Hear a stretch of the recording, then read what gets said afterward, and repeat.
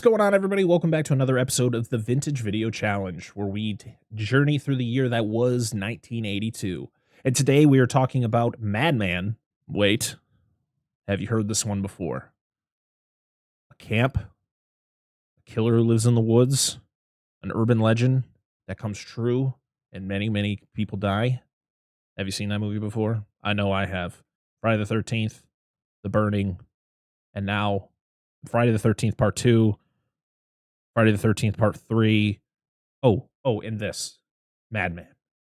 This was a movie that had the misfortune of pretty much being another movie based on the Cropsey Maniac killer story that was a New York urban legend. But unfortunately, because of The Burning, which was doing the same exact thing, and it was coming out at an earlier time, they had to change their killer in this movie. And so, yeah, we got Madman, which is about another urban legend killer who, if you say his name, he kind of appears and starts killing people. Takes place at a camp, just like The Burning and Friday the 13th.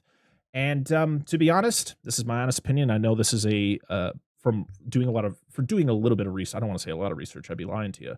I'm doing a little bit of research on this movie. Is that this has a cult following now? People really like this movie, and it's actually on a list for like one of the greatest slashers of all time. For me, I don't know where people see that, but that's, like I said, this is my opinion, and I respect everybody else's opinion. But this movie bored me. It bored me. The performances are just boring. The kills are not that inventive or interesting. You get some decapitations, so that's fun. I always like a good decapitation in a movie. Let's stress that. The killer looks cool. I think I like the way he looks. You know, he's supposed to be like a deformed person. He's kind of like a Jason Voorhees in a way. But overall, it's just boring.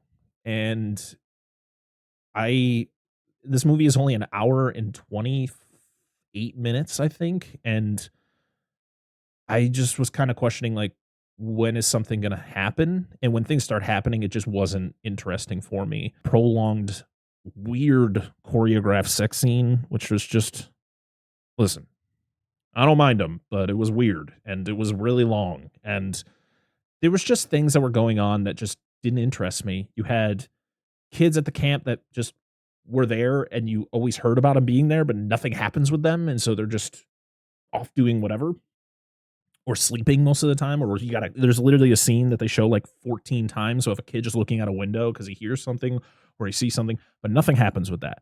Characters aren't interesting. They literally look like they're reading cue cards the whole time. It's just not a fun movie. It's not a good movie, in my opinion. It has its good parts, but and this might be controversial, especially for the movies that we've covered on this series. I like the kills and some of the performances better in Island of Blood than I do in Madman. And that's probably going to cause a lot of hate for whoever watches this and lets me know. But I just was bored. I was bored with this movie, and I shouldn't be bored in a slasher. I love slashers. I love them. But this was just boring. There was no creativity with the kills. And I don't want to beat a dead horse, and I don't want to repeat myself on how I felt about it. For one other thing, I tried to watch it on Tubi, and for some reason the audio was off. So like people are talking, but their mouths weren't matching the audio, like the actual dialogue, and it was weird. So I changed it over. I watched it on Plex. It was a better version. It didn't really change my view on the movie itself. I was still like watching the movie before I fixed all that. Overall, I like An Island of Blood better. And that's weird because that movie's not that good either. And it's disappointing because I love slashers. And when I saw a slasher on this list, I got excited. But unfortunately, it just wasn't for me. And so for Madman, my final score is going to be a 2 out of 5. And make sure I haven't been mentioning this in any of the videos, but you can follow along with me over on Letterboxd, where I'm actually rating and putting little tidbit reviews for each of these movies, and I'm ranking them. I have a list right now of my ranking of the films from 1982. But for you all, I'm going to let you know that currently this is the 6th film we've covered on this series, and it is my new number 5. It's below Island of Blood, which I know it's so disappointing, and I'm sorry to everybody who might be disappointed with this ranking, but I have to put it under Island of Blood because the kills just they were cooler looking. So that's it for me on another episode of the Vintage Video Challenge Journey through 1982. Until next week, see y'all again next time. Watch more movies, everybody. Bye.